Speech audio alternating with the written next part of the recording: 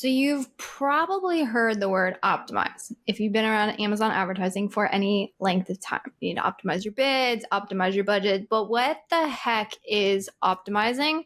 How should you be doing it? When should you be doing it? That's what we're going to be building for you today. So I have a guest on today's video, Sean Smith. We were jamming back and forth before we hit record on this, and he was saying, "Oh yeah, I stole from people coming up, and that kind of shaped what I was doing." And I'm like, "Dude, you were one of the people that I stole from when I was in the beginning." So I'm really, really excited. It feels like a lot of things have come full circle. So what we're going to be doing today is just walking you through, hey, if we had an optimization checklist, what would that checklist look like? Because a lot of new sellers, there's a lot of uncertainty, like how often should I be adjusting? What should be adjusting? What do I look at? How do I benchmark myself? And so what we're going to do is give you the answers, and you'll also be able to get access to this document through a link in the description. So without further ado, Sean, I'm excited for you to join us.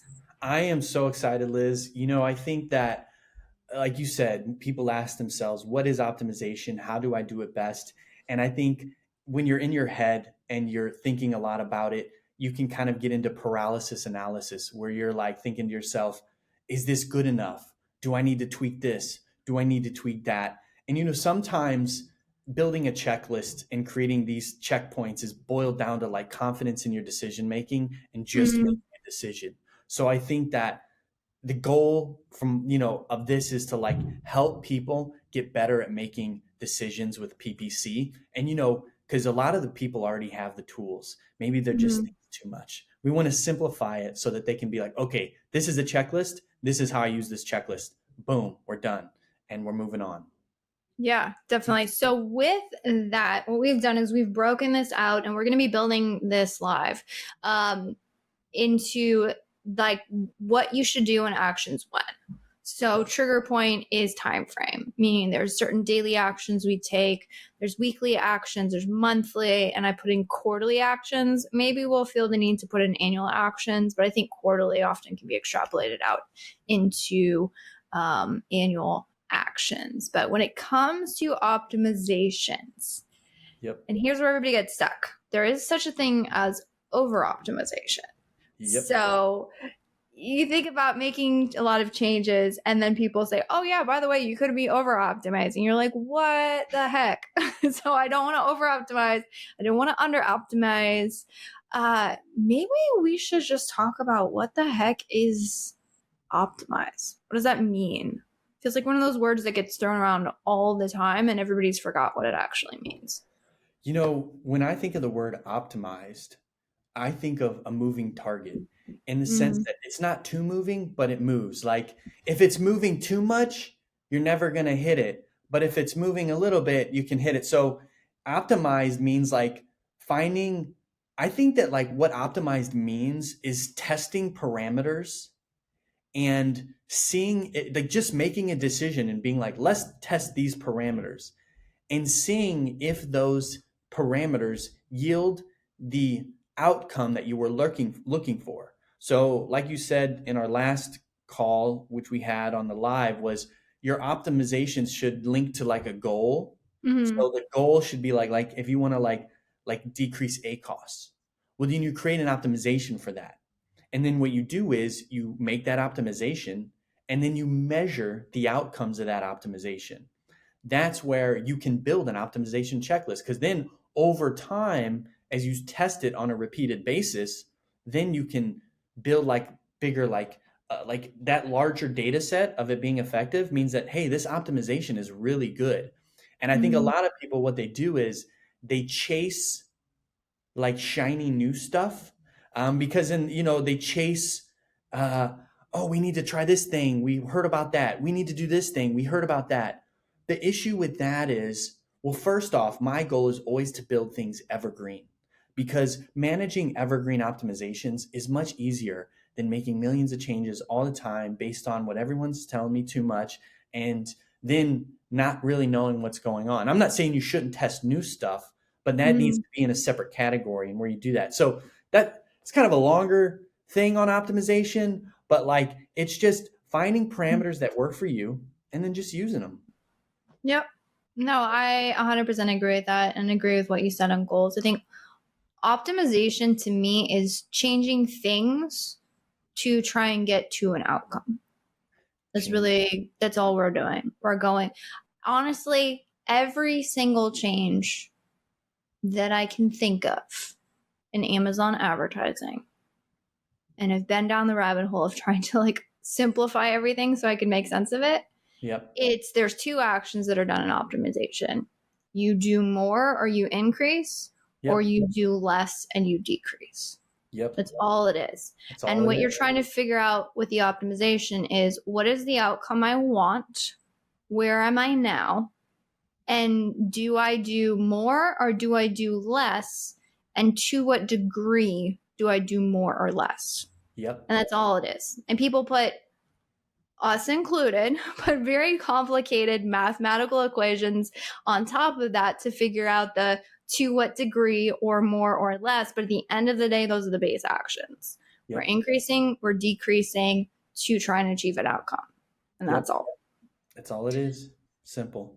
So with that being said, I know we do optimizations. We might add some analysis steps in here as well, because I don't know if there's a real like daily optimization. You might feel differently.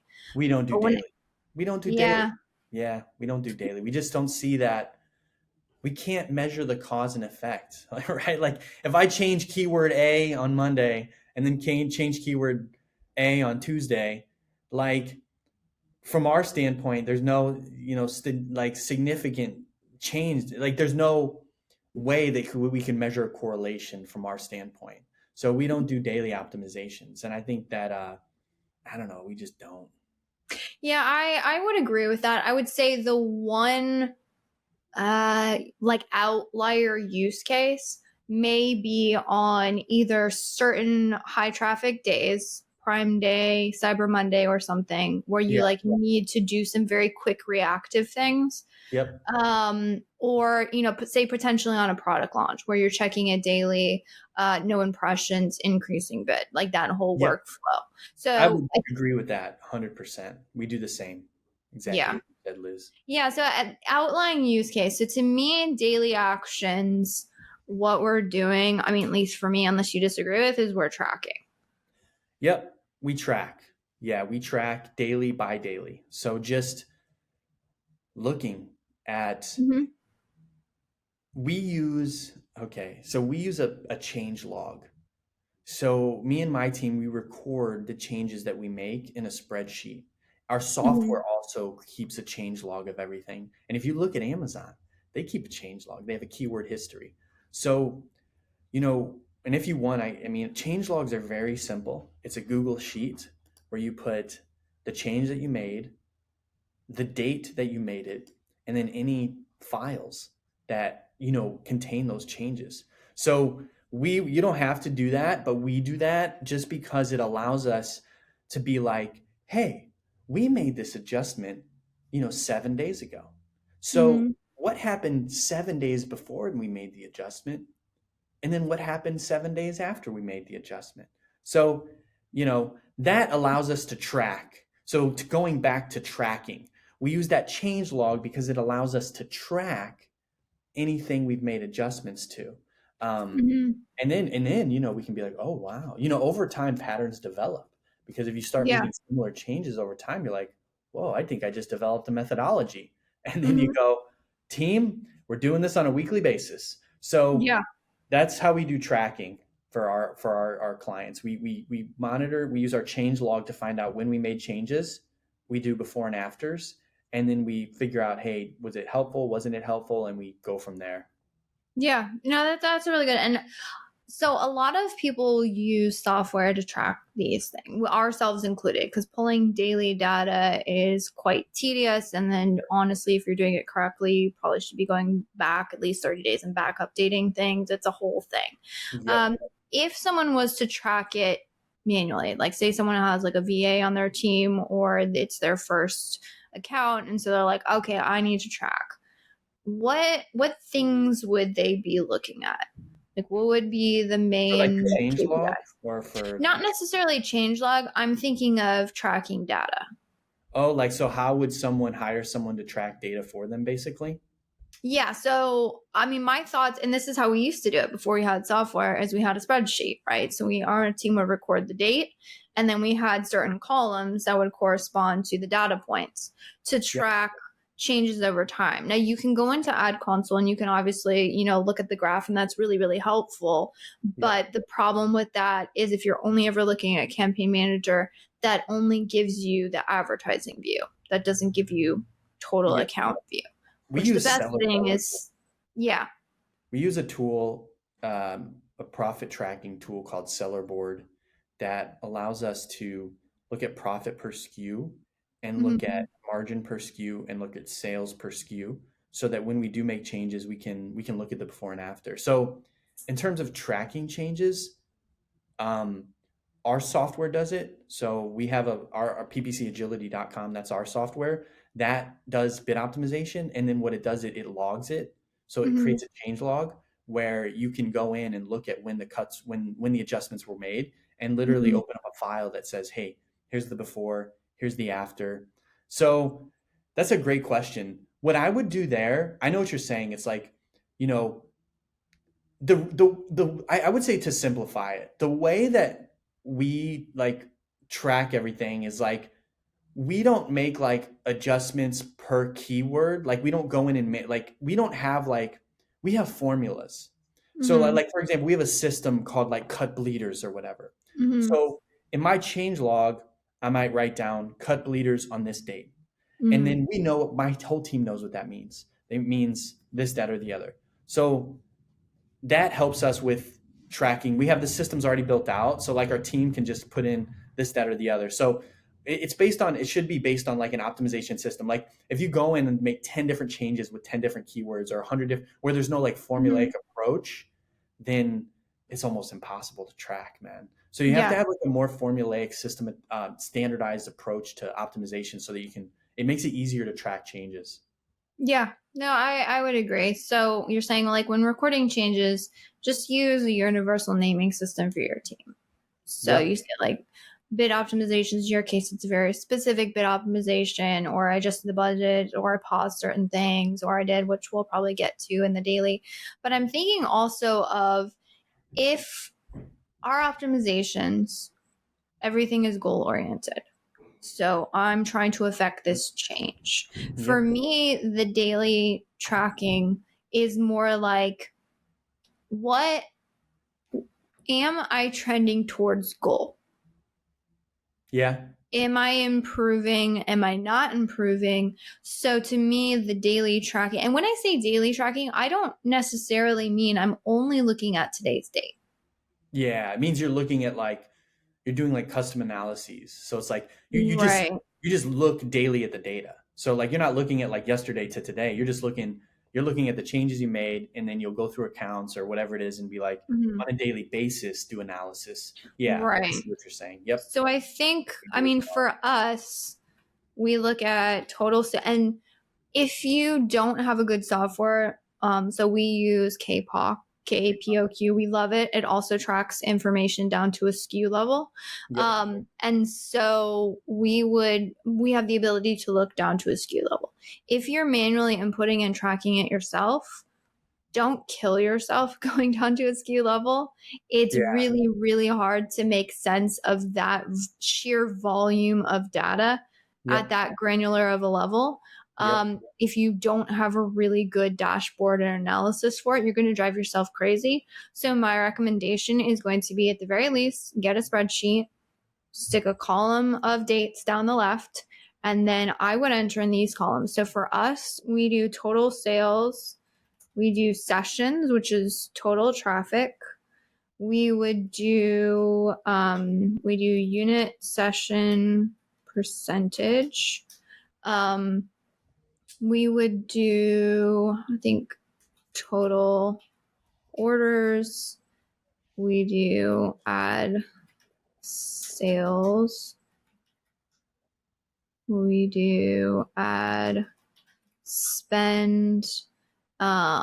And then you could do more of this. I also like to look at ad conversion rates. You honestly could infinitely add to this. Yeah. But I think I would be fine with just ACOS tacos. And then we also like ad sale percentage. You could probably leave that one off. If I had to pick just as a couple on this list, I would say total sales sessions. Impressions, click-through rate might also be helpful here. But again, you notice how this list gets quite exhaustive. And honestly, I think both tools that we use have way more than this in terms of what they're tracking. And at some level, again, you're like, just give me the condensed version because I need to make sense of it. But for us, why daily track? And it could be as easy as a daily spot check. Go in, check this. Maybe just by sheer nature of taking these and entering them into a spreadsheet, you're going to be checking them. So enter them into the spreadsheet, notice the changes. So classic example. We had a larger client with a very large catalog and clothing. They're always in and out of stock. Yep. We got a directive to significantly lower the ad spend on certain products that were going out of stock. Now, these products made up a larger percentage of the total spend volumes because they're, good selling products. We did decrease in line with the directives, but because these products made up such a significant portion of the ad spend, the ad spend the next day dropped significantly. Yep. And the client was asking like, hey, is this in line? Now, it was in line with what we were directed to do, but since we're checking daily and then noticing the delta between where we were yesterday and where we are today, like that's a significant decrease. So maybe the decrease or the optimizations that were made, although again, in line with what we were told, maybe we need to readjust a couple things because those products had such significant ad spend, it really directed ad spend of the entire account, which could long-term affect total sales volume. So therefore, maybe there, and the reason why that was caught is looking at daily spend and saying, oh, there's been a significant decrease here, or say total sales volume decreases. Maybe we made some optimizations and we noticed, oh, shoot, now there will be general fluctuations. But if you have a stable enough account where you kind of understand and you're like, okay, weekends are a little bit down, you start to see your patterns. So if something is outside of your patterns, you can say, oh, that's not what I would expect. And then that leads you to go and troubleshoot the account versus if you're checking it daily, you're like, you know what, this is fine. Like I'm happy. I'm seeing steady growth. All the other KPIs are in line. Then maybe you can, that things are chugging along and you're doing fine. So to us, the daily data spot check is, it's kind of like a fire drill, check, make sure nothing's out of line. If yes, continue as usual. If no, investigate further.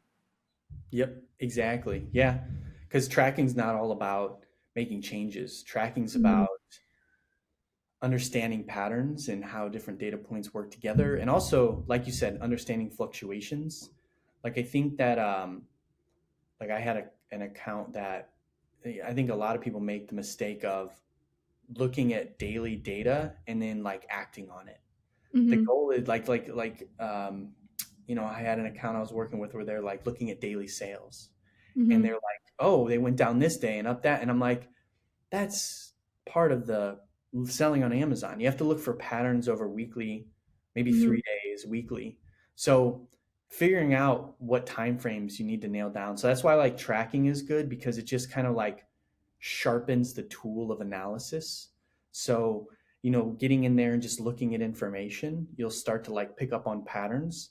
And then once you sniff out those patterns, you'll be able to make more educated decisions around what happened. Like in Liz's example, their team had known that spend was, X percent or X dollars, and then it goes down by 40% the next day. They knew that that's a red flag and that has never happened before. So it was an alarm for them because they had been watching the data over time. So getting good at that is really helpful because then you'll be able to kind of like sniff out normal fluctuations from anomalies. And And if you mistake them, you might cause poor performance because then you over optimize or you optimize Mhm. out of like an impulse off of like a less effective analysis. Yeah. And I Yeah. think that that's a good segue into the weekly because we talked Yeah. about optimizing, like is making changes up or down.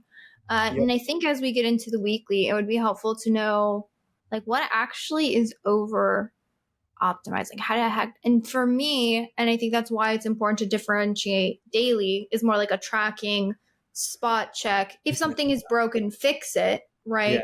But Yeah. otherwise, everything has a much longer cadence than people think, Yep. is because over optimizing is simply changing things before you actually have enough data to be sure of that change. Yep. That's how I would define over optimizing. I don't know Yep. if you have a That's how I would different. define it too, to be honest. Yeah. So over optimizing, if now there are bid optimization tools, one that we use as well, it's called KPOC, which Yep. um, do make daily bid changes. The Oh, thing with the daily bid changes is any good tool that is making daily bid changes is yeah. not actually changing bids based on yesterday's data or today's data. Yeah. What they're doing is they're looking over a long enough time horizon, sort of seeing what that trending update is, and then adjusting the bids based on that. Gotcha. And Yeah. there are some times where when they say daily bid optimizations, that doesn't mean that every single bid must be adjusted daily. Yep. Any good tool, any tool that's just changing things just to change things is over optimizing. A Yep. good tool is going to say, where do I have statistical significance enough to be certain of this change? And then it will change again based on should be a longer time horizon of data. Now there are other ad platforms out there where data updates come in a lot more frequently. With Yep. Amazon advertising, they have about a 12, what is it? It's a 12-hour window. It used to be 24, but even the first 24 hours is not 100%. No, And it's then it also has a 7 and 14-day look back window in yep. terms of the orders reported. Yeah. Yeah. So with that being said, I know we're a little bit in, but I feel like we laid some really good groundwork. If we could go over, maybe if we just bang out like what do we see as the weekly optimizations, and then Yep. maybe we could just go and then backfill, kind of like sections underneath that. Weekly for us are mainly optimization down. We don't really do up optimizations just Hmm. because our bid, we do mainly like what we'll do is Monday and Thursday. Like just to get started, we do Monday, we cut bleeders, which we define. If it's like, So that's bid optimization. yeah, bids, we do 8 clicks or more. So if it has, yeah, clicks. So in the last 14 days, if a keyword, a product target, or a auto target has 0 orders and 8 clicks, greater than or equal to 8 clicks, then we decrease it to 25% below the cost per click and spends over $1. That's what we do on Monday and Thursday. And then um, we do that, and that helps a ton. That's like one of our, and that's our beginning with 2 times a week. You can increase it or decrease it. Like I have people who use our software and do it every day actually, and they do Mm-hmm. it every day. But like I would start off with 2 times a week, catching those bleeding keywords. Now if you're, that's for like products that are consumer priced, like $60 or $70 and below. If you're higher than that and your conversion rate's a lot lower, I would increase that to like 12 to 15 clicks. So I want to make a difference based on price points, because different price points do have different conversion rates, and you can go every $10 or whatever. But what we've done is like, if it's like a higher price point and a lower conversion rate, we need a higher click threshold because the buying cycle is Mm-hmm. longer. If it's a lower price point, higher conversion rate, we can use that 8 clicks or more. So we do 12 to like 15 for like higher priced products. And a lot of my students do that as well. Yeah. Yeah. Yep. So Yeah. other than cut bleeders, which is, I mean, cut bleeders, I think that's pretty common language in our industry, which is Yeah. basically like, what are the things that are you getting a bunch of clicks and are not generating any sales. And to Sean's point of, like not over optimizing, he's saying like, look, take a look at your conversion rate. What your conversion rate is will determine how many clicks on average it takes you to make a sale.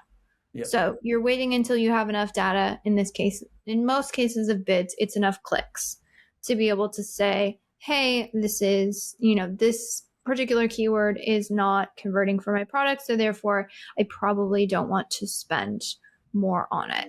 In addition to that, which is a really good workflow, what else are you adjusting bids on? And really quick, I want to just say this is for like mature products, not launches. So Yeah. this is going to be for mature products, not launches. Um, the other one is like we call it the G formula. That's what we call it.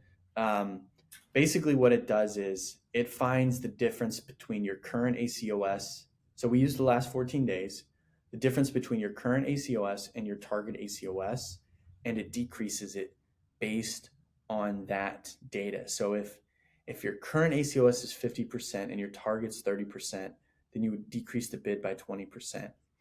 But what we do is to prevent, because sometimes, like for example, you have a 30% ACOS and your target, oh no, you have a 200% ACOS and your target's 30, then when you decrease that bid, it'll be like a negative number. So then if it goes below 80% of the cost per click, the formula defaults it to 80% of the cost per click. And we've done that, I made that formula up, to be honest, years ago. And it works. I think that there are different variations. I mean, there's so many people who have different ways that they look at things in this industry. And I think it's about figuring out what works for you and what works for your accounts. So if this stuff helps you, then use it. And if not, don't use it. And we do that once a week. So we call that the G formula. We do that once a week, minimum. I think it depends on your cadence of launching campaigns. If you're launching campaigns a lot, then you're going to want to do that more. Yeah, 1 to 2 times. And then we do it. You can do this at the product level. Like you can create these formulas for like just your products, or you can do it. We do it at the SKU level, which is a little more granular, but you can start off at the product level. And to determine your target ACOS, I would say to calculate that, don't do it based off of where you want to be. Do it based off of where you are in the last 14 days, minus 10 to 20%. Because if you have 100% ACOS and you want a 20% ACOS, and then you put that in as your target, your traffic's going to die. And it's going to go and it's going to have a graveyard and a headstone and it's going to be gone. But, your target should be like, hey, if you're in the last 14 days, you're at 100%, then maybe your target should be like 80%, because when you do it too low, it can kill off keyword traffic. And honestly, man, my position on this formula, it's evolving over time because it's getting harder and harder just to generate sales on Amazon. So like my target ACOS is going higher and higher because I'm like, dude, I'm okay with it being higher because if our profitability is good, we're good to go. So that's what I would do with that one. And that's, dude, simple. Keep it simple. And then what do? You write these down in a spreadsheet and then you figure out, hey, when I made these adjustments, what are you looking for? What are you tracking when you make these adjustments? Well, you go in, you find the keyword. Because I think what people do is they tend to look at the account level or even the product, the SKU level. But that's not, that's helpful. But if you really want to know the nitty gritty, you need to figure out, hey, what did I cut last week? And how much is it spending this week? And, do a sample overview. Hey, we cut 5 keywords last week with the cut bleeders on Monday and Wednesday. Let's look at spend for the past 7 days before we made the adjustments and spend after. That tells you if it worked or not, right? If your impressions go down, your clicks go down, you have full proof that it does it. Because if you look at the account level and the SKU level, you've got so many keywords, so many campaigns, it can be really hard to measure outcomes at that level. But if you go down to that granular level and see that data at the target level, then you and look at samples of it, you can look at the whole data set. If you can filter it, obviously there are ways to like do pivot tables and see the whole, you filter by those keywords, doing all that. But if you want to keep it simple, pull a sample of 5, and see if it went down. And then that sample size will tell you, okay, wow, there's some efficacy to this change that I made. And it Mm-hmm. proves whether or not it works. Don't try to look at the higher level stuff, because you got to you want to get to a 1-to-1. When you make Mm-hmm. an adjustment, you want to get to a 1-to-1. And when you think like that, what's nice is it builds confidence, so that even if like the top level something happened, you can confidently go in and be like, hey, we made the adjustments here. You know what I mean? So Mm-hmm. that's why it's so important to have that 1-to-1 accurate analysis, is because, I mean, for your own business, it's important because you develop that skill set if you're an Amazon seller. But if you're consulting for someone else, you can show them proof of what's going on, and see that you're actually making an impact. Yeah. Yeah, no, that's very similar. So we were talking in the beginning about like, oh, like, stealing other people's stuff. So that was one of the things, I don't want to say like I stole but borrowed, was the G Knowledge formula. is never, And so Yep, there's a couple formulas out there of adjusting bits.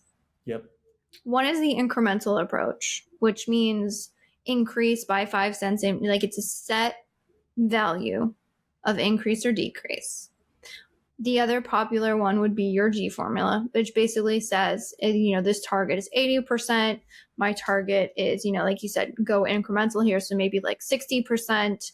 And then what is the difference in percentage wise? And what is that difference when applied to the bits? yeah, The other one that is very popular is it's called like a revenue per click model.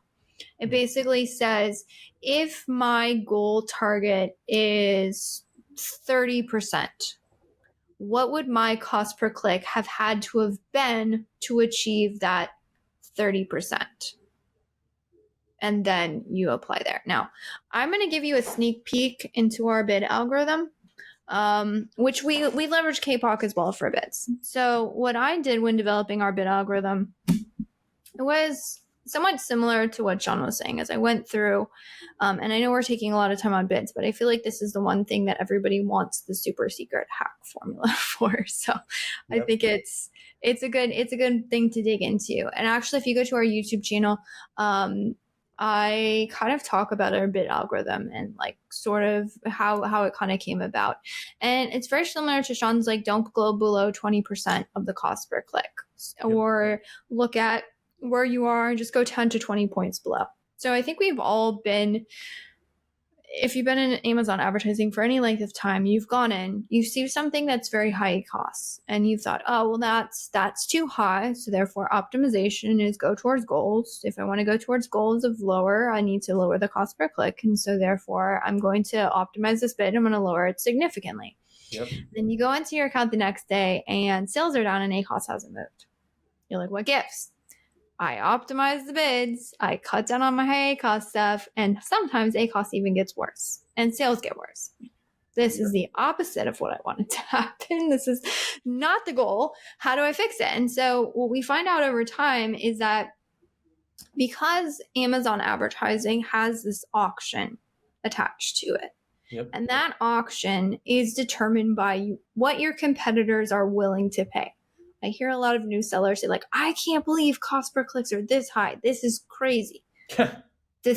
Yes, I would agree with you, but at the same time, somebody is willing to pay that.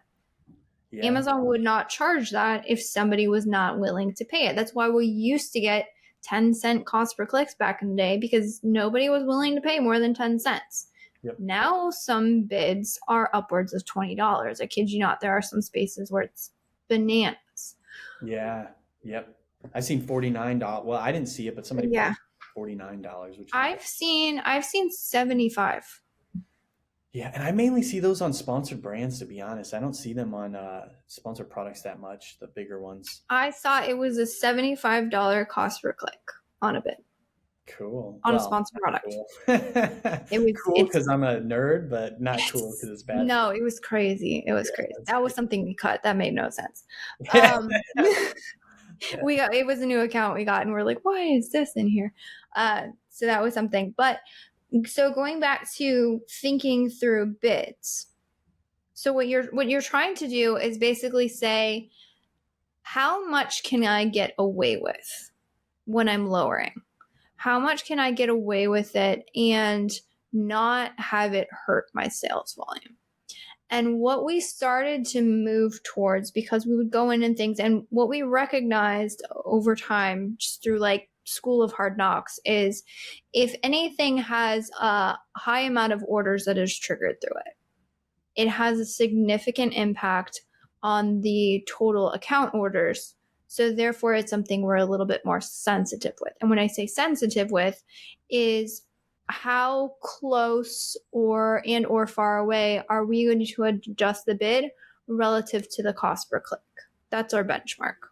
So there are some times where we might even go much less than 20% below the cost per click because we recognize that it has significant value. I'll also tell you some other problems we ran into. So I did that for a while. Yep. So if something is a high order volume, be very sensitive with the CPC on it and, don't lower it down too much. And we had like a benchmark built in. It was above X amount of orders. And then, we're going to be sensitive. What we found is that by nature, auto campaigns, broad match campaigns, all of our broader targeting inherently has a higher order volume to it. And so what happened is our counts naturally got shifted to more reliant on broader targeting due to that check. So then what we put in place was a check to say, okay, if this is an exact match keyword and it has a high order volume format, maybe a phrase match, we're still going to apply those sensitivity metrics, meaning we're only going to go, and for us, it's a variable, but for you, you might want to have a constant, like 10% below the cost per click, equivalent to the cost per click, depending on how important it is to you. Yep. But for our broader match keywords, we may not be as sensitive to those ones because we're not trying to have the entire account skewed to using like broad match as like our main sales driver. And so that's kind of how we go about it. Now, I think with the zero orders, those I think everyone pretty much agrees across the board. If it's not having any impact on sales and it's impacting the ad spend, that's your easiest place to cut. And be pretty confident of those cuts. And that's a huge workflow. I think the other workflow in terms of bid adjustments is things with no impressions. Increasing things with no impression. Now here, at least my personal opinion, an incremental approach is the most useful. Because what I found is if your bids are, say, at $1, if you did, increase everything by 10% or something it was a variable like that, well, then your dollar bid got increased 10 cents and your 10-cent bid got increased next to nothing. So what we'll do in these cases is we'll say, okay, if we have, keywords with 0 impressions, increase bids by 10 cents, 5 cents, something like that. I'm going to write that one down. The other thing I would say is we will skip the 0 impression increase if we're struggling, if our goal is to lower ad spend. We'll skip it. Yep. That makes sense because you're kind of like, you have conflicting optimizations in a way because you're increasing the low stuff and then you're overall trying to bring it down. Mm-hmm. Okay. So we just got through bids and we're at like 40 minutes. Maybe we'll just throw a couple more. If we had to pick, say, a couple more like high value things, maybe we'll skip monthly and quarterly for now. But if we had to give them like a weekly, honestly, bids to me, picking the right keywords and getting the right bid adjustments, if you got those two things right, I think you can get a lot of other things wrong and still win out in the account. Yep. But if you had to do like a hit list of like, these are the weekly optimizations that are going to like absolutely make the most of your account, what would those be? For larger accounts, for smaller accounts, this one that I'm going to reference is not as important, but for larger accounts that have a lot of campaigns, we do budget optimizations on a weekly basis. Mm-hmm. So what we do is, in the last 30 days, if a campaign has not generated any sales, we just pause it. So every Monday, my team goes in. And so, here's a little detail I want to throw in there is that you don't just go in and filter by the last 30 days, zero spend. You also need to filter out the start date of campaigns, because you don't, if you launched a campaign last week and then you look at the last 30 days, we're only looking at Mm-hmm. 7 days for that one who had a last week start date. So you need to apply a Mm-hmm. filter to get rid of all of the campaigns that are 30 days or younger. You need to get rid of the little babies, the 30 days or younger ones, and then get the more mature accounts that are over 30 days and then pause those. So that's a huge one that I think a And lot those are the ones you said with what? Zero. zero sales, zero sales in the last 30 days, and have, their start date of 30 days or older, basically. And then as time goes on, those ones that were launched last week, 3 weeks from now, will have a month's worth of data that you can then do. And then I haven't built a system for this, and I do this a couple times a week, is I do dial back budgets on, higher ACOS campaigns, just because, I think that, like, if we wanted to, name this list, it would be like profit focused Amazon PPC optimization checklist, because right now where Yeah. the market's at, it's profitability. And not only the market, I watch a lot of Shark Tank. Guys, Mm-hmm. you don't even want to know my obsession with Shark Tank, Dragon's Den Canada, Dragon's Den UK, Shark Tank India. I've watched a lot of it, and you can see when you see, like, the sharks talking to uh, Mm-hmm. these business owners, and all of the sharks favor profitability over Mm-hmm. less profitable companies. So we're really in a time where profit is the most important, and so that's where, I would say, when it comes to context around this stuff, it's really about that. That's why, we're focusing so much on bid optimizations and, like, cutting things back, and even budget. Like, we can talk about, like, keyword research and stuff like that, but these are for more mature accounts that are, running Mm-hmm. on an ongoing basis. So with profitability being so important, finding little ways that we can save a few dollars here or there just adds up over time. Yeah, for sure. Yeah. With I think I missed it because I think the one action is pausing campaigns. Yep. You said with zero sales. I think I put Yeah, spend. zero sales. Yep. Yep. Got Exactly. it. Yeah. Do you have a specific spend on that, or you just get rid of them? Just get rid of them, man. Just get rid of them, because it's been too long. And you most likely will have campaigns that are doing well. I mean, if you've done your keyword research and launched campaigns out of your launch, you're going to have a good plethora of keywords that are doing well. So getting rid of those won't be. And this is definitely for larger accounts, and it's worked. We've tested it and measured the outcomes, and it's worked pretty reliably for us. It hasn't really hurt sales at all. It's helped Yeah. conversion as well. Yeah, well, I mean, like, caveat on that is, like, if you're on a launch and you haven't found a single campaign over 30 days that's driving sales, one, that's a huge problem. That's probably outside of the ads. Yep. But like, don't pause your, like, obviously Yeah. use logic here. Like, Yep. if that means you're gonna, like, pause ads for half the account's products, well, again, there's probably issues outside of the ad console that need to be optimized, or there's a targeting issue, maybe there's a reevaluation issue, but that should, get you use logic.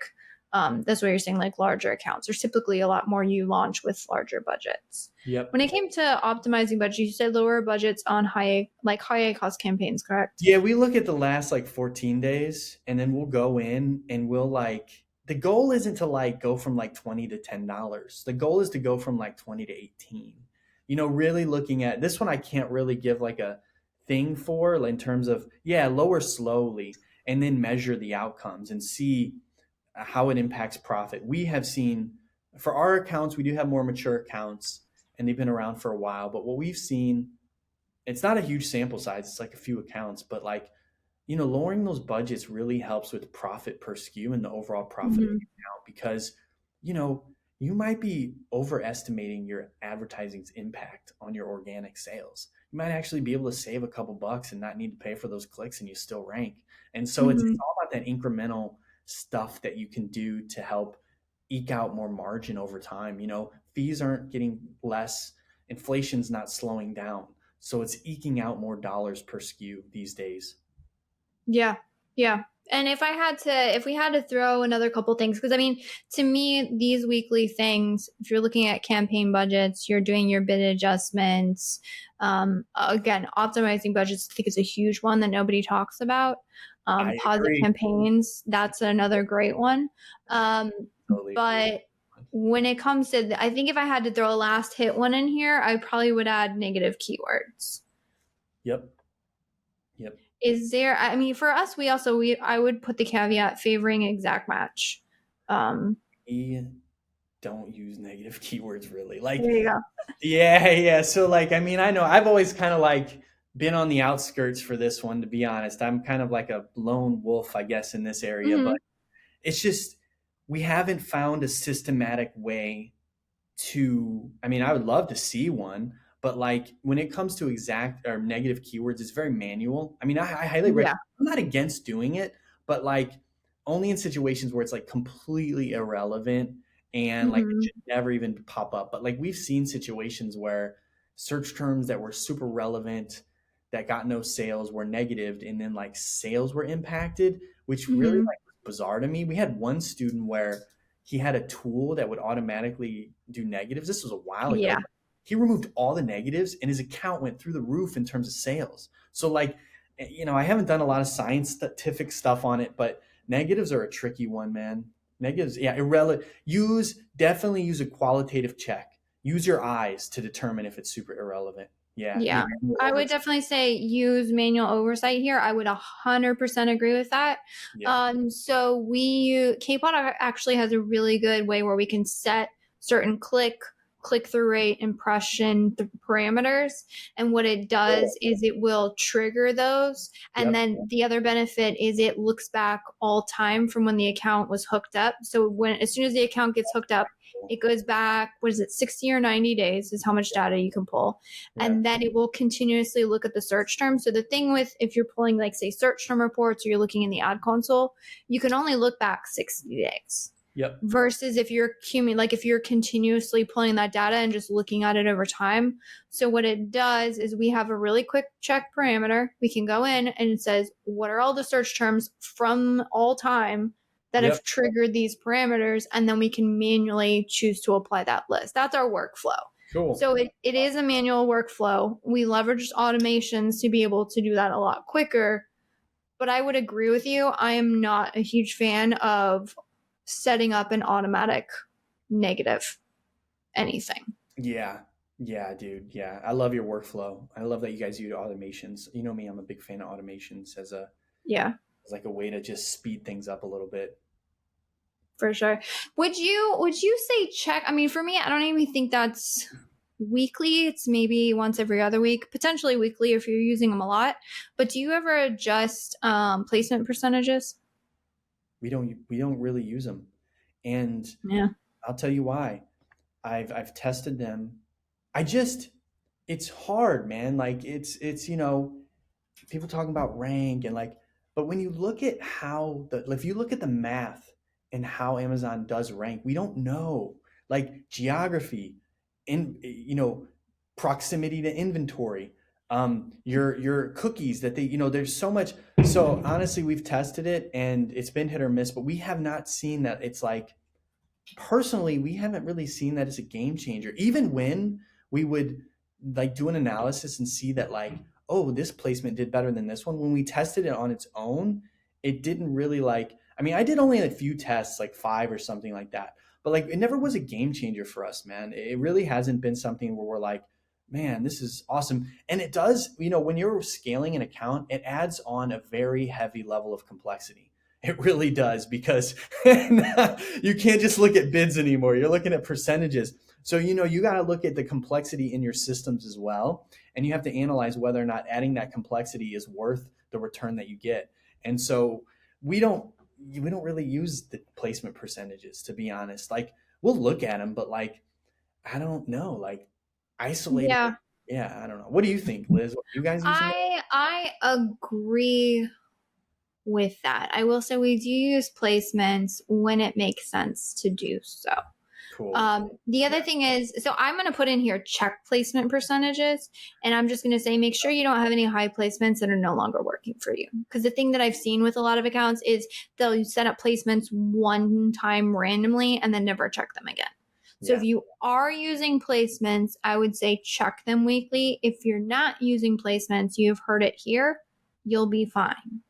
You will be fine. I coach. I do coaching for education business that teaches people how to sell on Amazon.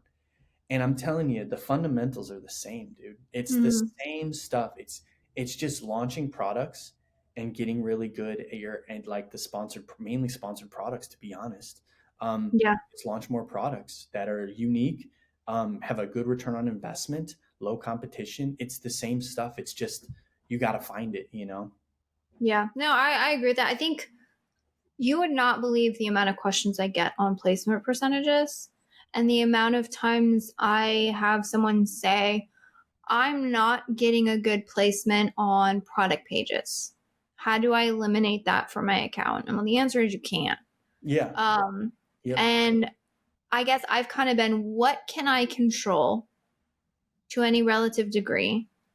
And how can I make sure, like you said, have good methodologies, have good practices that allow me to move towards the goals? So good optimization, not over optimizing. So over optimizing, again, making adjustments before you have the data to do so. Like Sean was talking about when he was saying pause campaigns. Hey, make sure you're not pausing anything that doesn't have at least 30 days worth of data on it, right? So we're not over optimizing. Yep. But we're also not under optimizing. So as soon as we get that data, that's when we make the optimizations. And data with Amazon advertising, for the most part, is clicks. On some level, it's impressions as well. But really, most optimizations are made at a certain click threshold. So it's like, do we have the data? Yes or no? Make the optimizations. And do we have control over it? So in the example of, say, dynamic up and down bidding, inherently, not a lot of people know this, but sponsored display ads inherently have a dynamic up and down built into them, and it's a 300% up and down. Yeah. I can't control that. There are no parameters. There's nothing I can control. So in that case, what am I controlling? I'm controlling it at my bid level. Yep. That's my level of control. So in the case of placement percentages, my theory has always been, like, if there's something that's not working as well, we haven't seen a low bid and a high placement percentage work well in terms of driving enough sales volume. We've just seen it really just hurts impressions. And so very similar to you, we leverage them to help sort of increase our bids on some levels if something's working. Yep. But we don't heavily rely on them. And also, again, there's not as much control there oftentimes. So we try to let go of the things that we can't control and control the things we can. Yep, that's exactly right. 100%. And it adds on that complexity too. Mm-hmm. Figuring out, is that complexity worth the return you're getting? Is that, or could you be doing something else to get better returns? That's where, because time is a finite item on a daily basis. So figuring out what works and what doesn't, and where your energy needs to go. Yeah, absolutely. So if we were to give someone this checklist, say you handed someone this checklist, do you think they would be well off, or is there something that you would want to tell them? The only one I would add is like, pulling search terms, like doing some growth stuff. So like, if you have a mature product that's been running for a while and you've done some research, like every couple weeks, converting search terms and testing, I think, like, or doing keyword research, like, and deduplicating.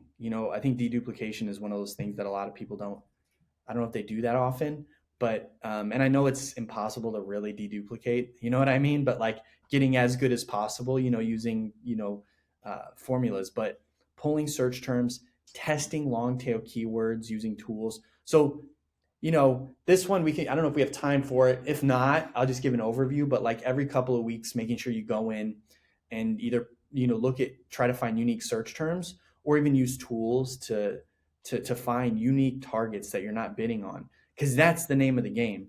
Amazon is a real estate business, and your goal is to find real estate that's cheap. And the only way to find real estate that's cheap is to go to the land where nobody's bidding. And so the way Mm, to do that is to find longer tail stuff. Like, there's, for example, we use Google Translate.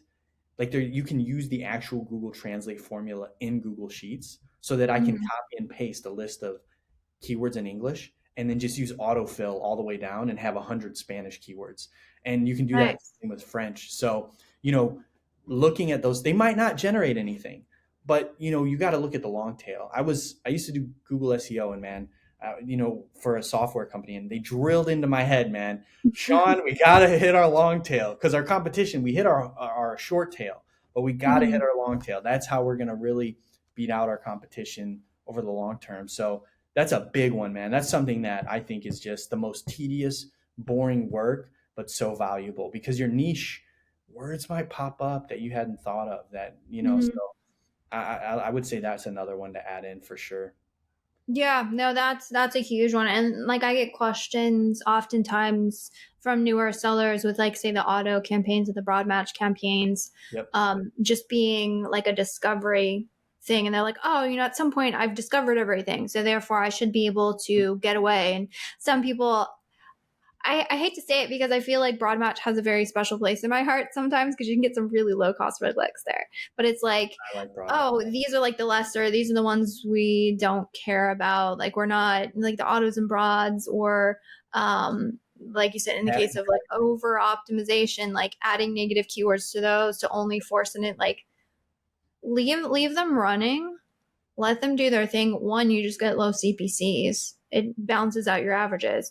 But then two, those are like in a lot of ways evergreen places to mine for new keywords. So if all you're focusing in is on exact match, as soon as search behavior shifts or there's a new type of keyword that pops up or there's a new way people are looking for your product, I know your market has remained the same for the last 2 years. It may not remain the same for the next 2 years. You don't know. And yep. so there's two ways you can do it. One, you could just like incessantly do keyword research and hope that you run across it someday. Yep. Or you can allow the algorithm to do the work for you. Again, keep bids low so you're paying lower cost per clicks. There's no need to like scale these and get really aggressive. But then go back through your search term reports. So you're looking at search term reports. Where are my new opportunities? You're plugging that into the system. The system get optimized because you're doing your bids and your budgets and everything else. And then the whole system flows together. Yeah. Can I build on top of what you said, Liz, real quick? Yeah, go for it. You said, you're 2 years, your niche hasn't changed, but in those 2 years, how many new competitors that you can bid on that Mm-hmm. are product targeting and have lower reviews than so keeping up on not only just keywords but product targets, because remember, product targets can help you rank for keywords because they Mm-hmm. occupy the same ad placements as keywords do. So making sure you're keeping up on your competitors and all that stuff and bidding on your competitors keywords.